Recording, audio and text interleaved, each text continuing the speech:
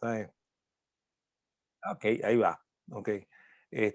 Vamos vamos a repetirlo, pues no hay rollo, ok, para que quede grabado, ok.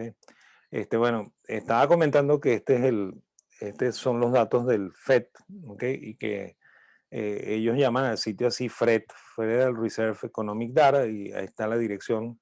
Es fundamentalmente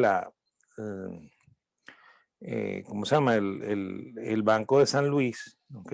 O sea, en la región de San Luis en la que se acumulan los datos, ¿no? Y bueno, este gráfico lo bajé directo de ahí, está ensombreado las recesiones, ¿ok? Y aquí pueden ver que no son efectivamente ciclos en términos temporales, sino que son ciclos en términos de lo que ocurre con respecto al Producto Interno Bruto, ¿no? Dijimos que las cuatro etapas son recuperación, auge, recesión y depresión, y que hay dos puntos álgidos que son la crisis y el fondo de recesión, ¿no? Este, Usando el gráfico que normalmente sale en los libros de macro, entonces uno puede decir que el fondo de recesión es el punto en el cual comienza a crecer la, la economía, y entre ese punto y más o menos el punto en el cual cambia la tendencia del crecimiento, se le puede llamar recuperación, ¿okay? Y a partir de ese punto en el cual cambia la tendencia y, ¿cómo se llama? Y se detiene el crecimiento, se le llama auge, ¿no? El punto en el cual se detiene el crecimiento se llama crisis, ¿no? Y aquí a veces ustedes van a oír gente que dice que crisis es todo esto, ¿ok? Yo creo que crisis es este punto, ¿ok? Y luego de la crisis viene la recesión y la depresión, ¿no? O sea que la recesión es cuando comienza el declive, ¿ok? Y la depresión es cuando el declive se acentúa porque cambia de nuevo la, la, la tendencia y comienza a caer de una manera menor que proporcional, ¿no? Bueno, hasta que llega a otro fondo de recesión y ahí comienza de nuevo el periodo de recuperación, ¿no? Este, este fenómeno no se daba mucho en economía, ¿okay? O por lo menos era relativamente imperceptible, ¿okay? Antes de la aparición de los bancos centrales, ¿no? ¿Okay? De hecho, son contadas las crisis, ¿no? Yo cuando doy historia económica, le digo a los alumnos que la primera fue en el 305, ¿ok? Que es el año en el cual el emperador es Diocleciano, ¿ok? Y ellos tienen mucha inflación en, en Roma, y ahí es cuando se hace el decreto ese famoso de precios, ¿ok? Que Diocleciano fija los precios y hoy amanecí más ronco de lo normal. Este, eh, ¿Cómo se llama? Él fija los precios y establece que las personas que lo incumplan van a ser ejecutados, ¿no? De todas formas, el decreto de precios no se cumple, ¿ok? Y ahí se inicia un proceso de recesión que yo creo que es de verdad el inicio de la Edad Media, ¿no? ¿Okay? Los libros de historia no hablan de eso, hablan más bien de que ahí se dividió el Imperio Romano en dos partes y después hablan del inicio de la Edad Media con la caída de Roma, ¿no? ¿Okay? Yo creo que más bien ocurre ahí, pues, y yo identifico la Edad Media como una gran recesión, que la verdadera gran recesión, porque es una recesión de 1000 años, ¿no? ¿Okay? Que es horrible, ¿no? ¿Okay? Entonces, bueno, parece que fue la primera gran crisis, ¿ok? Luego, más o menos en el año 1300, ¿ok? Aparece una nueva crisis producto de la pandemia de la peste negra, ¿ok? Y luego, aproximadamente en el 1680, ocurre la crisis de los tulipanes en Holanda. Y esa crisis de los tulipanes afecta a Francia y afecta a España y afecta a Inglaterra, ¿okay? Por lo cual se puede hablar de una suerte de crisis global, ¿no? ¿Okay? Y luego en 1720 la crisis del Mississippi, que es la famosa crisis de Law, ¿okay? De John Law y el Banco General, que después se llamó Banco Royal, que fue el primer banco central francés. ¿Okay? Y luego, más o menos en 1825, se da una crisis en Inglaterra, que se conoce con el nombre de la crisis de los mares del sur, ¿no? ¿Okay? Que nos afectó a nosotros también, ¿okay? Nos afectó a Venezuela, ¿okay? Venezuela estaba gestándose y ahí comenzaron quizás los problemas que desembocaron en la separación de Colombia. ¿Ok? Entonces, bueno, oye, pero definitivamente ya va.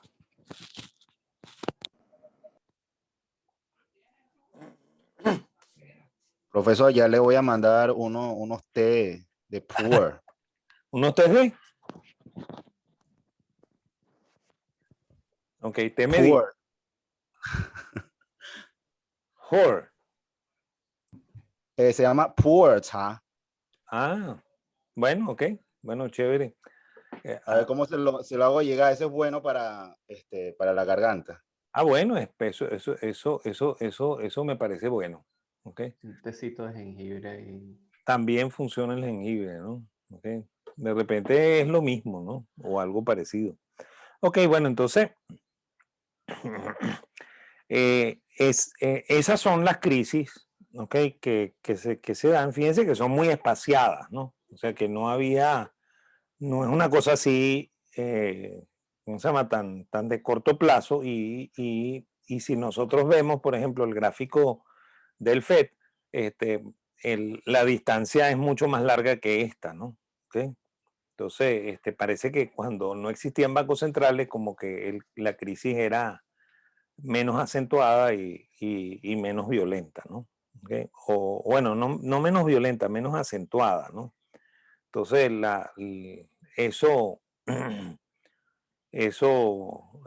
¿cómo se llama? Eso forma parte de la historia, ¿no? Y de hecho, los austríacos reseñan mucho el desempeño histórico porque para los austríacos todo ocurre por culpa del Banco Central, ¿no? Pero ya vamos a hablar de eso, ¿no? Entonces, los primeros estudios del ciclo son realizados por Marx y Engels, ¿ok?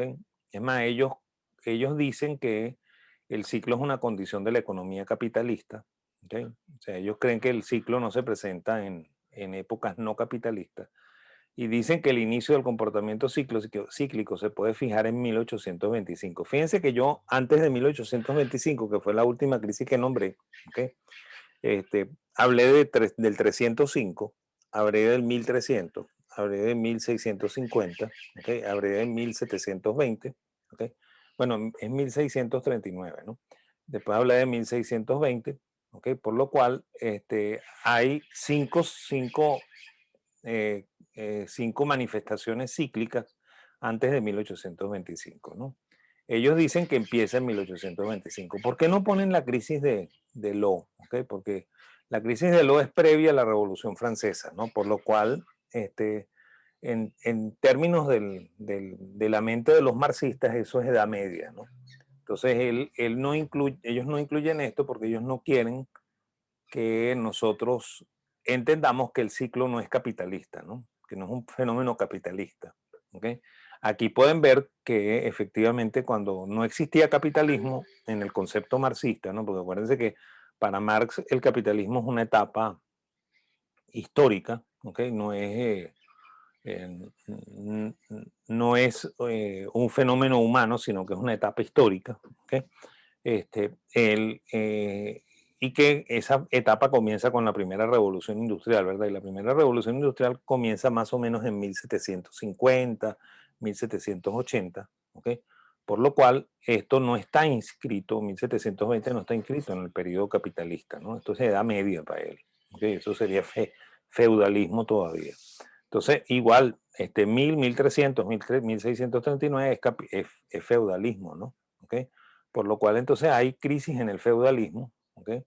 E incluso hay crisis en la antigüedad, ¿no? Porque el 305 es la edad antigua, ¿no? ¿Okay? Entonces, creo que si uno ve el ciclo con esa perspectiva, ya Marx empieza a cojear, ¿no? Marx y Engels comienzan a cojear porque no explican efectivamente lo que está pasando, ¿no? ¿Okay? Luego hubo intentos de involucrar al tiempo en el proceso cíclico, ¿okay? De hecho, estos tres señores, Kondratiev, ¿okay? Juglar y Kitchin, son marxistas también, ¿okay? Este es un marxista ruso, esto es un marxista francés y esto es un marxista británico, ¿okay? Y ellos estudian el comportamiento de diferentes mercados, ¿no? O sea, el Kondratiev tomó datos de la producción agrícola rusa desde la Edad Media hasta más o menos en la época de la Revolución Rusa, ¿okay? Y él encontró que la producción agrícola tenía un ciclo de aproximadamente 60 o 50 años, ¿no? Entonces, él dijo que ese era el ciclo, pues, ¿okay? Ojo que él no está trabajando con PIB, ¿okay? Por lo cual él no está viendo el comportamiento de toda la economía, ¿okay? Sino solamente la producción del sector agrícola, ¿no? ¿Okay? De todas formas, en ese momento en el cual Kondratiev hizo el estudio, no existía el término PIB tampoco, ¿okay? El término PIB es un término post-keynesiano, o sea, después que Keynes escribe la teoría general en 1936, entonces los economistas que trataban de afirmar y explicar la teoría general descubrieron bueno, no descubrieron, armaron el sistema de cuentas nacionales y a partir de ahí es que nace el PIB como indicador, ¿no? O sea, en 1938, 1940 empieza a surgir la contabilidad nacional, ¿okay? Por lo cual Kondratiev ni siquiera supo de eso, ¿no? Porque Kondratiev tiene una vida muy, muy, muy triste porque Kondratiev era un menchevique, ¿no? O sea, los mencheviques, si les dieron bien historia económica y historia universal en general, son los que tumban al zar, ¿no? Ellos son los que hacen la primera revolución rusa, ¿okay? Y ellos se montan en el poder, son marxistas, pero son marxistas no, no, no radicales como los bolcheviques, ¿okay? Son más bien una suerte de socialdemócratas, ¿okay? Y el líder de ellos es Kerensky, ¿okay? Que es el que efectivamente tumba al zar, ¿okay? Luego los bolcheviques, que son la minoría, ¿okay? Derrocan a los mencheviques y los sacan del poder, ¿no? Entonces Kondratiev, que había sido de ese movimiento menchevique, se retira de la política y se va para la Universidad de Moscú a dar clases, y ahí él desarrolla este trabajo que se llama ¿cómo se llama? Estudio de la producción agrícola, ¿okay? Que es bien interesante, ¿no? Es más, ese trabajo tiene una historia para mí, ¿no? Porque yo estaba estudiando mi carrera de economista y yo tuve un profesor bastante interesante en cuarto año que nos daba una materia que se llamaba dinámica económica, ¿no? Dinámica económica era la mezcla de algunos elementos macro que involucraban el ciclo, ¿okay? Y algunos elementos micro que involucraban el equilibrio general, ¿no? ¿Okay? Entonces, ese profesor que era de origen italiano, yo no me acuerdo el nombre de él, ¿okay? De verdad no me acuerdo el nombre de él y me debería acordar porque para mí fue uno de los profesores más brillantes de la carrera, ¿no? ¿Okay? Él nos leyó el trabajo de Kondratiev, ¿okay? Y yo siempre he tenido mucha curiosidad por estudiar la historia de la economía y por estudiar la historia del pensamiento económico, ¿no? Entonces yo me le acerqué al profesor y le pedí que por favor me diera el artículo para copiarlo, ¿okay? Para tener la fotocopia y devolvérselo a él, ¿no? Y cuando el hombre me lo muestra, yo me quedo sorprendido porque el artículo está escrito en ruso. O sea, él estaba leyendo el artículo original de Kondratiev en ruso, ¿ok? Y nos lo estaba traduciendo al castellano, ¿ok? Y ojo con esto, que el profesor era de origen italiano, ¿no? O sea que el tipo te podía traducir directamente del ruso al castellano, ¿ok? Y a mí me dejó sorprendido, ¿saben? Y por supuesto yo le dije, no, profesor, pero si eso está escrito en ruso, yo no sé ruso, le dije yo, ¿ok? Y yo no fotocopié el artículo, ¿no? ¿Ok? Pero a mí me sorprendió mucho, pues eso fue una de las cosas que más me impactó en mi carrera, ¿no? Un profesor que fuera capaz de leer del ruso y traducir al castellano de inmediato, ¿no? ¿Ok? Bueno, bueno, como comento, ese trabajo lo que hace es estudiar la producción agrícola rusa, ¿ok? El segundo, en realidad es Kitching, ¿no? Pero vamos a poner el segundo en términos de tiempo, ¿no? Juglar en Francia tomó datos de la actividad comercial francesa, ¿no? De la actividad comercial de París, ¿ok? O sea, se fue al, a los municipios de París, ¿ok? Y recogió el volumen de ventas de los negocios comerciales desde la Revolución Francesa hasta el momento en el que él hizo el trabajo, que es los principios del siglo XX también, ¿ok? Entonces, él descubre un ciclo de 8 años y medio, ¿ok? Aproximadamente, ¿ok? Ojo que este 8 y medio es un promedio, ¿no? O sea, pueden haber ciclos de 14 y ciclos de 5 y cosas por el estilo, ¿no? Pero eso otra vez no es PIB, ¿ok? Eso es la actividad comercial de la ciudad de París, ¿ok? Y Kitching, que fue el segundo que hizo estudio en tiempo, o sea, si le ponemos la fecha, el segundo que trabajó fue Kitching, ¿no? O el segundo que terminó el informe, ¿no? Entonces, bueno, Kitching tomó los datos de la Bolsa de Londres, ¿okay? Y estudió el volumen de negocios de la Bolsa de Londres y descubrió un ciclo que más o menos es de 40 meses, ¿okay? En promedio, ¿no? Entonces, en realidad los tres ciclos, ¿okay? No estudian PIB, ¿okay? El PIB no existía en ninguno de los tres momentos, ¿okay? Tratan de explicar el fenómeno del ciclo con la óptica de Marx y Engels, pero no, no funcionan bien, ¿no? Y además fracasan en determinar que esto sea un fenómeno, sí, un fenómeno temporal, ¿no? Y de hecho, miren, si uno se va al gráfico original que mostramos, aquí se ve a leguas que no hay,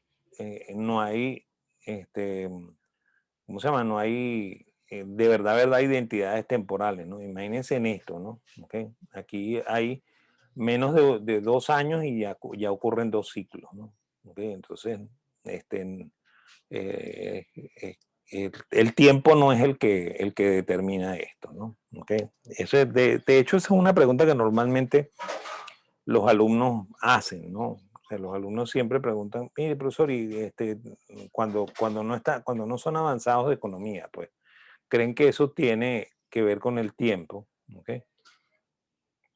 Y efectivamente no, ¿ok? De hecho, a principios del siglo XX, ¿ok? Habían dos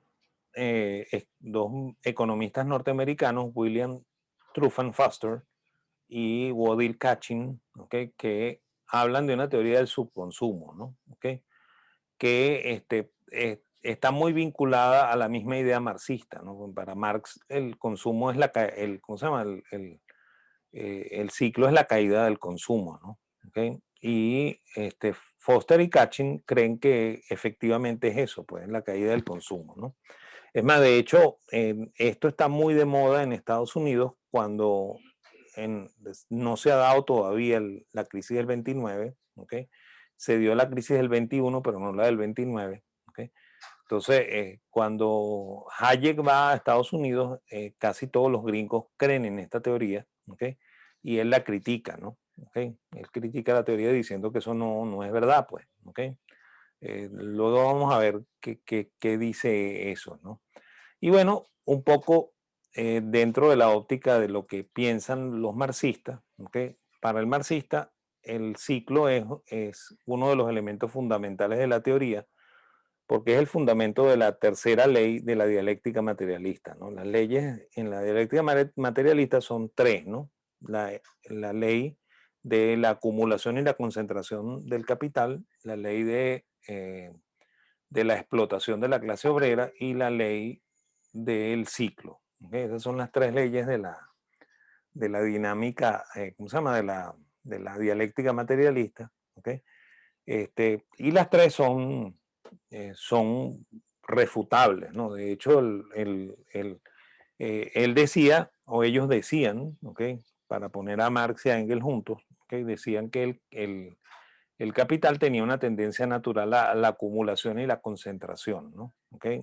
Y eso normalmente los marxistas siempre lo sacan, ¿no? De que hay una tendencia a la acumulación y concentración que lleva a los monopolios, ¿no? ¿Okay? Y esto a lo largo del tiempo se ha demostrado que no es cierto, pues.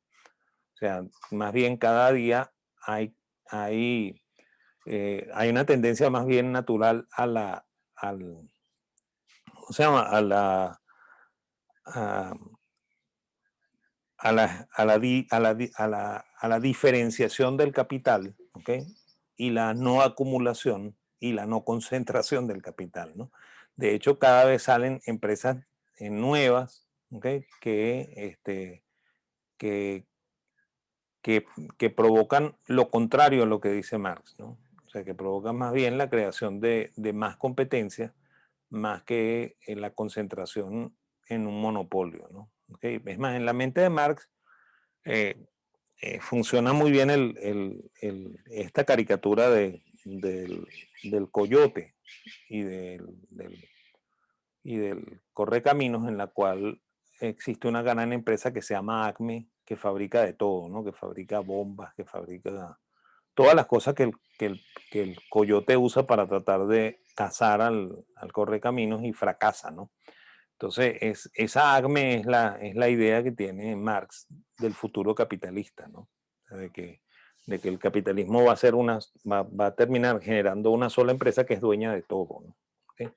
Eso no se ha visto en la historia ni se cumple, ¿no? ¿Okay? También la segunda ley, ¿okay?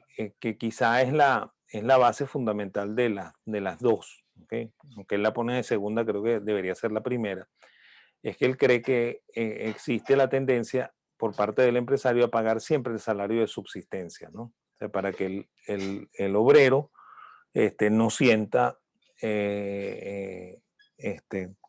ningún tipo de libertad, ¿ok? Sino que más bien se quede esclavizado a la fábrica, ¿ok? Esa es la idea que Marx tiene del empresario, ¿ok? Y se basa mucho en el concepto que él tiene del empresario, ¿no? El concepto marxista del empresario es muy cruel, ¿no? O sea, en el Capital, él dice que el empresario es un judío circuncidado en lo más profundo de su ser, ¿no? ¿Okay? O sea, esa expresión tan horrenda, ¿ok? Es la expresión que usa Marx para referirse al empresario, ¿no?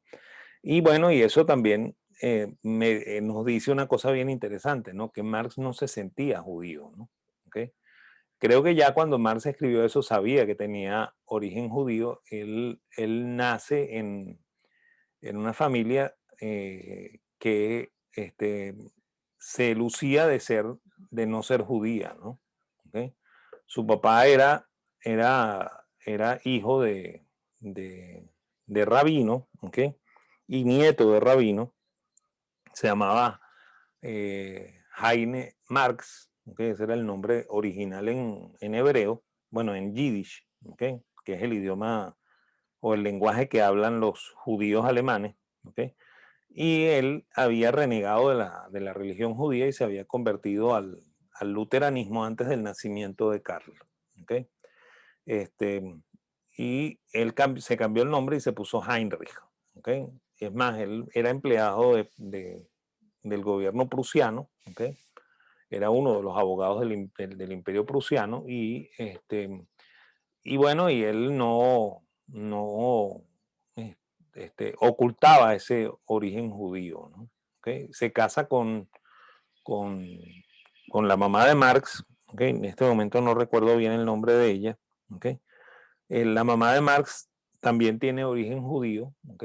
Y ella se convierte al luteranismo para casarse con Heine o con Heinrich, ¿ok? Tienen 2 hembras y 2 varones, ¿no? El mayor de los varones muere, ¿ok? Y queda Carlito, que es el menor, ¿ok? Entonces, todos son bautizados luteranos, ¿ok? Y Marx no es circuncidado, o sea que no aparece ningún rastro de judío en él, ¿ok? Y crece creyendo que él es un católico luterano, pues, ¿ok? Un cristiano luterano. Y entonces, después más adelante me imagino que él lo enteran de que él tiene origen judío, ¿no? ¿Okay? Porque de hecho, al final de la vida, ellos, le, eh, uno de los grandes proveedores de dinero de Marx es eh,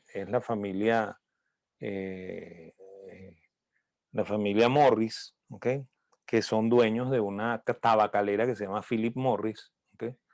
Que los mantienen, ¿no? O sea, son parte de los que mantienen a Marx, ¿okay? Que son familia de la mamá de Marx, ¿okay? Entonces, ellos efectivamente sabían que tenían origen judío, pues, pero ya me imagino que cuando él escribe El Capital, el primer tomo, él lo dice también por resentimiento, ¿no? O sea, dice esta frase de un judío circuncidado en lo más profundo de su ser, ¿no? Y bueno, y de hecho, el empresario no es como dice Marx, ¿no? ¿Okay? De hecho, el capitalismo se ha desarrollado más bien pagándole al empresario no el salario de subsistencia, sino una remuneración digna, ¿okay? Que los marginalistas diríamos que está asociada a la productividad marginal del trabajo, ¿no? O sea, así diríamos los marginalistas, ¿no? Entonces, y efectivamente, de hecho, esto es cierto en los países socialistas, ¿okay? Que incluso el gobierno le paga a sus empleados menos que el salario de subsistencia, que es lo que pasa con los profesores de la central y el gobierno socialista bolivariano, ¿okay? Normalmente los capitalistas no le pagan el salario de subsistencia, sino que pagan más que el salario de subsistencia. O sea que esta segunda ley, que como les digo es la base de la primera y de la tercera, es falsa. ¿Okay? De hecho, en los países desarrollados, los trabajadores obtienen un salario que les permite gastar a manos llenas. Pues, ¿okay? Ya esto se va a caer y dentro de un ratico volvemos a entrar con la misma dirección y mientras esto se va guardando la grabación, ¿no? Ya en un ratico esto se va a acabar. La tercera ley es la ley del ciclo, ¿no? ¿Okay?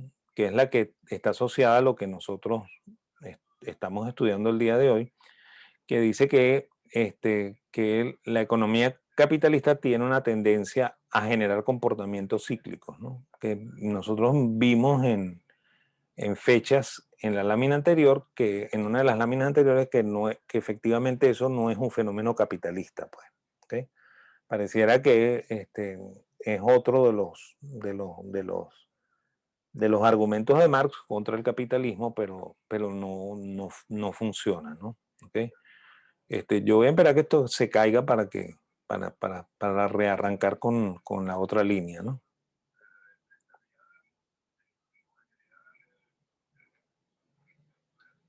Y se tarda para caerse, ¿no? Ok.